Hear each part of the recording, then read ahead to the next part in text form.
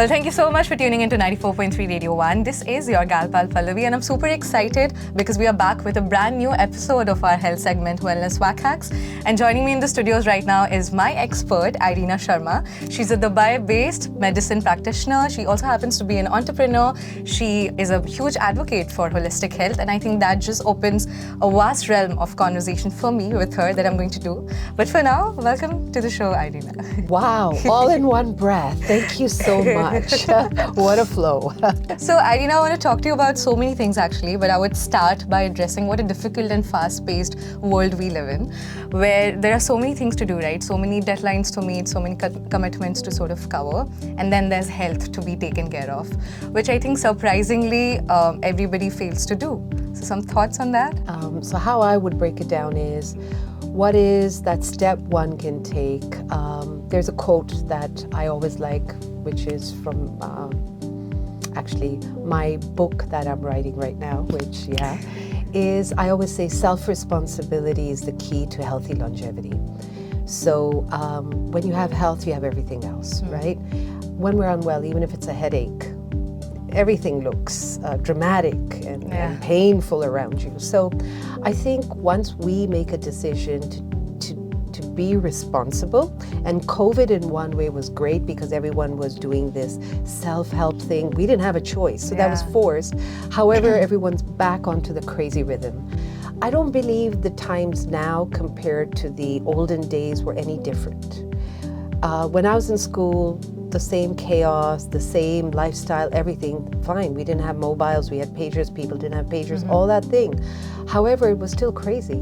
There was no time, there was sports, there was this, there was that, getting into trouble. So it's not about the pace, it's the decisions we make. I think it's about prioritizing. Mindfulness was not talked about that time, it was just a practice. There was just a lot of calmness even at home.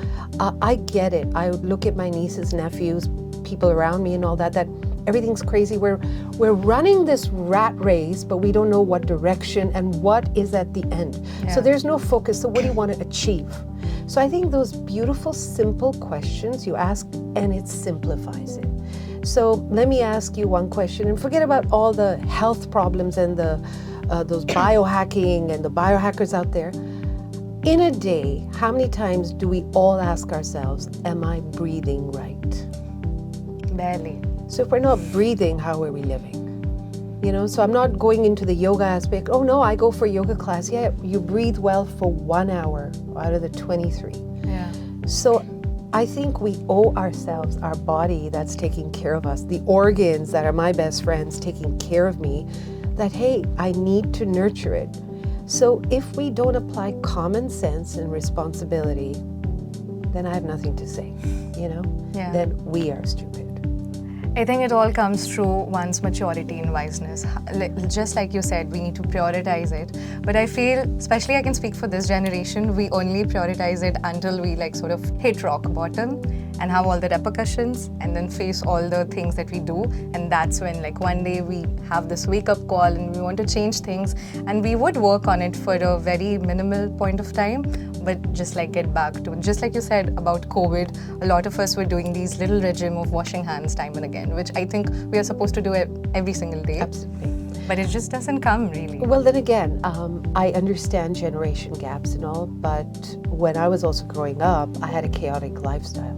So I'd been a national athlete. I used to wake up at 4:30, go for practice, then go to school after practice.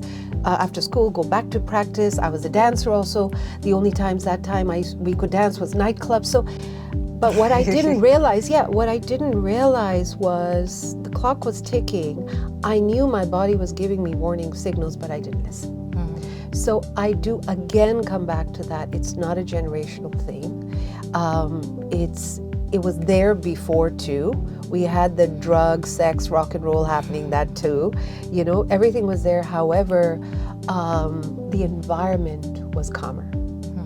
The environment was less toxic. So I don't believe that it's only us to blame as us and our habits, the surroundings. So if we're looking today, air conditions, right? This is acidic by nature for our body. But we're constantly in air conditioning. We can't live without it. Oh my God, it's so hot, so sweat. Go take a shower. Stink. Who cares? But if that's what the decisions you're going to constantly make and day in, day out, what do we expect from our body? Our body is such a gift, such a gem. It takes so much crap that one day it's going to say, I can't, so, and it gives up. Yeah. And since you're a huge advocate for holistic health, can you share some practical mindfulness techniques that can sort of get our lives in order, make us more disciplined for sort of managing day-to-day stress? I think the most simple, in my holistic practice, I like to follow the complementary way of medicine. So what is complementary? A lot of people think the alternative medicine is the same. No, complementary means it's complementing your body, right? Mm-hmm. So what complements our body? The natural things. So you breathe well, you move. I'm not talking about exercise. We are not moving as much as we should be moving. We just go to the gym or go to yoga class or say half an hour, I've done whatever I've done, and then what? So you've got to move the entire day. Our body's not used to sitting. And the biggest thing for me is sleep. We deprive ourselves of sleep. So there isn't anything that you need to go buy from outside or sign up at a club to do and spend money. These are all our habits that we need to implement. I'm sure, but there are also, recently there was this survey that said India happens to have one of the most toxic work culture there is, with 9 to 5 not really being 9 to 5 but becoming a 12-hour, 14-hour shift.